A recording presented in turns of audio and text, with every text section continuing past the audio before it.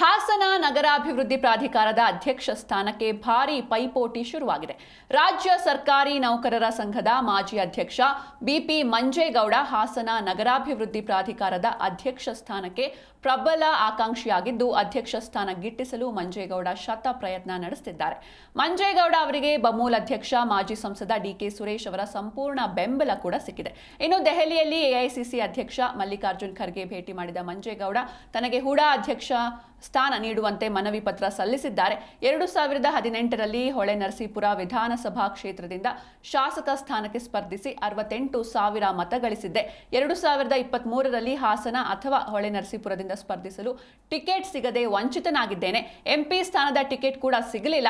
ಪ್ರಬಲ ಒಕ್ಕಲಿಗ ಸಮುದಾಯಕ್ಕೆ ಸೇರಿದ ತನಗೆ ಈ ಬಾರಿಯಾದ್ರೂ ನ್ಯಾಯ ಸಿಗಬೇಕು ಅಂತ ಒತ್ತಾಯ ಮಾಡಿದ್ದಾರೆ.